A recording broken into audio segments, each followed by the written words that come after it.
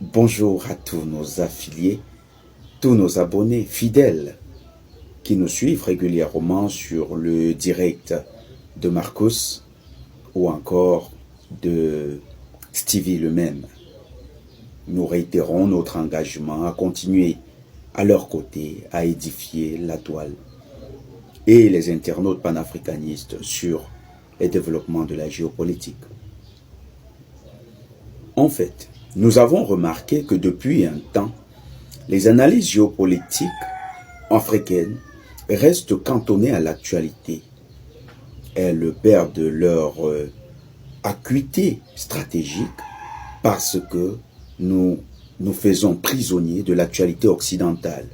Quand ce n'est pas les élections macronistes en France, c'est l'actualité dans le Sahel. Mais regardons un peu notre continent et les développements actuels. L'intervention du président de GEOS, une entreprise de défense française, devant le Sénat, nous révèle beaucoup de choses. D'abord, que pour les Occidentaux, il n'y a pas une Afrique, il y a des Afriques. Pas raciales, bien sûr. Leur Afrique, c'est segmenté en fonction d'enjeux stratégiques majeurs.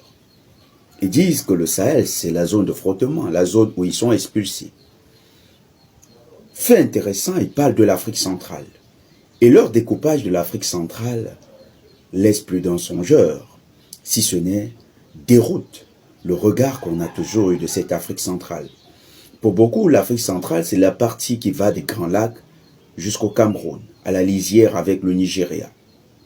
Non, ce n'est pas ça leur perception. L'Afrique centrale, pour eux, c'est une partie beaucoup plus grande qui intègre tout le territoire bantou.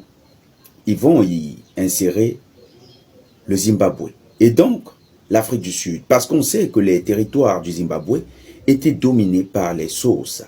Les Xhosa, c'est la grande ethnie qui englobe les tribus Matabele, mais également les Zoulous. Toute cette constellation est constituée de peuples bantous, dont le peuple Kikongo au Congo est une des composantes. Pas bien sûr le seul, il y en a plusieurs jusqu'au Cameroun. Ils intègrent cela comme étant l'Afrique centrale. Ça veut dire qu'il y a une continuité ethnologique dans leur perception. Et quand vous écoutez leur découpage, ils vont redécouper cette Afrique centrale en deux.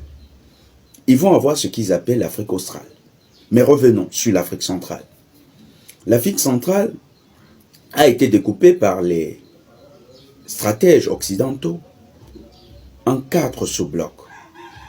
Il y a le bloc de dominance francophone, française. C'est le bloc des pays de la CEMAC.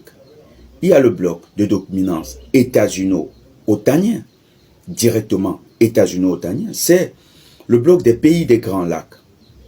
Il y a le bloc de dominance lusophone otanienne. C'est les pays lusophones.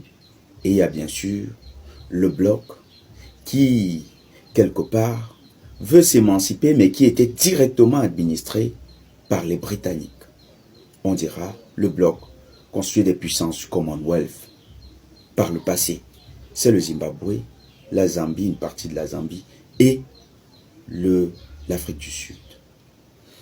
Ils nous font comprendre que cette zone, que nous avons souvent essayé de présenter à tous ceux qui nous suivent, comme une zone extrêmement riche, est la zone des ressources stratégiques. Selon les experts, c'est 25% des ressources en hydrocarbures de la planète. Mais bien sûr, les nombreuses terres rares qui partent du Zimbabwe, de l'Afrique du Sud même, jusqu'au Cameroun, ces nombreuses terres rares intéressent toutes ces puissances de l'OTAN qui se sont répartis les rôles de domination. L'enjeu de libération de l'Afrique centrale est donc doublement majeur parce que, d'abord, il revêt un caractère de souveraineté économique sur les ressources naturelles identifiées dans cette zone, mais également, il appelle l'unité des peuples bantous. Nous n'allons pas rentrer dans les polémiques du bantou, qu'est-ce que le bantou, mais Prenons cette continuité culturelle qui fait bien sûr unité avec les autres peuples d'Afrique, mais qui particulièrement revêt un caractère stratégique dans le cadre de cette union. Cette unité culturelle doit être réalisée. Du Zimbabwe jusqu'au Cameroun, il faut une forte unité. Or, les découpages que nous avons énumérés contribuent à créer une disharmonie entre ces peuples qui ont en commun une même culture. Les Occidentaux le savent. D'aucuns, par exemple en Angola, se sentent beaucoup plus lusophones. En Guinée équatoriale, vous diront qu'ils sont un peu hispanophones. Les autres en Afrique centrale, dans la CEMAC, la dominance dans la CEMAC, vous diront qu'ils sont francophones, arabophones pour certains, comme au Tchad. Et toutes ces dissemblances créent des divergences profondes dans la vision du monde. L'unité des peuples d'Afrique centrale est fondamentale. Le combat en Afrique centrale doit être différent. Différent, non pas dans la perspective, mais différent dans la stratégie de libération. Il faut continuer de harceler ces puissances, les enlever dans le contrôle de nos ressources stratégiques. Ce qui fait la force de l'Afrique centrale, c'est les ressources stratégiques telles que cobalt, le lithium, le coltan, le nickel, le phosphate, toutes ces ressources que l'on trouve à profusion dans toute la zone. Ces terres rares, les minerais stratégiques qui font l'avancée technologique des puissances de l'OTAN.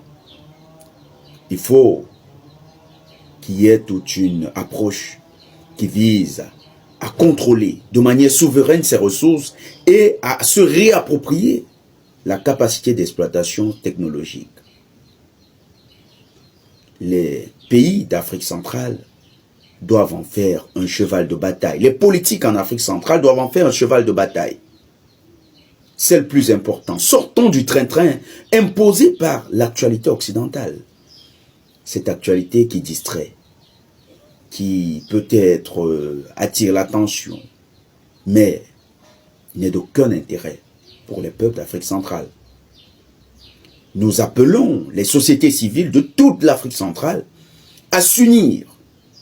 Mais bien sûr, nous sollicitons le soutien de nos frères qui ont déjà réussi la libération dans le Sahel. Nous allons attaquer les bases de l'impérialisme et jusqu'à leur effondrement total sur nos terres. En Afrique centrale, il faut limiter ce pouvoir de prédation qui est la cause principale de tous les conflits que nous déplorons. La guerre en RDC est devenue un phénomène endogène qui s'autofinance parce que les bandes armées tirent des dividendes de la vente des matières premières. Tout comme également au niveau des autres pays, même le Cameroun. Les multinationales autofinancent leurs capacités prédatrices et entretiennent ces capacités par des vastes réseaux de corruption comme celui de Glencore, révélé il y a de cela quelques mois avec quelques truands de la haute société, si ce n'est du haut fonctionnariat local.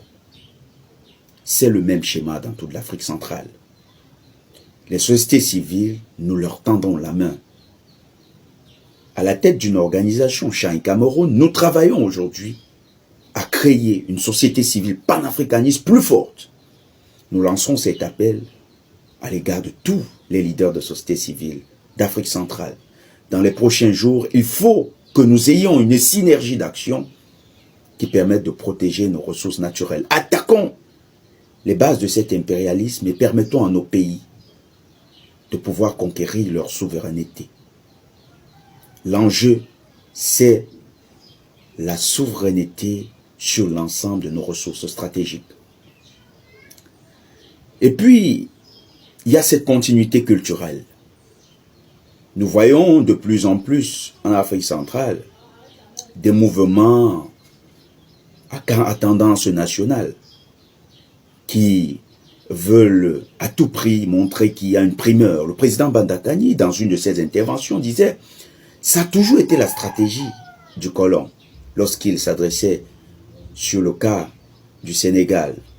On veut priver aux panafricanistes le droit de défendre l'intérêt de nos communautés en leur faisant croire que la priorité serait l'enjeu national. C'est faux. Nous devons démentir cette vision cloisonnée, partitionnée et partitionnante de notre monde africain. Nous, peuple d'Afrique centrale, peuple d'Afrique, au nom du grand combat porté par les révolutionnaires comme le digne président Ibrahim Traoré, le digne général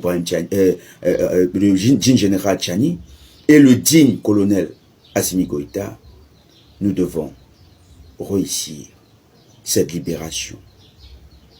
Nous avons le devoir vis-à-vis des pères fondateurs comme le digne patriote Oumniobé, Patrice Lumumba, Ernest Ouandié, Samora Machel et tous ceux qui ont porté ce combat en Afrique centrale. Nous devons avoir ce courage de recréer une unité. Et c'est le moment de le dire. Le discours de 1960, le discours révolutionnaire de Patrice Lumumba a été écrit par un certain Ernest Ouandié. Les deux n'avaient jamais posé la limite nationale. L'appel, mon frère Zarko Sefou, qui est en RDC, il m'écrit souvent, nous appelons à le soutenir parce que c'est un véritable révolutionnaire. L'appel, nous savons qu'il va le recevoir. Et à tous les dignes panafricanistes, vous avez là notre message d'appel à l'unité. Nous devons réussir la libération totale de l'Afrique centrale et partant de l'Afrique du Sud jusqu'aux confins de notre continent. Nous devons tout faire pour que l'ensemble de cette Afrique centrale se libère. Cette partition qu'ont voulu imposer les colons fait partie d'une grande stratégie du diviser pour mieux régner. À nous de savoir y répondre. Chers frères de combat, la patrie ou la mort, nous vaincrons.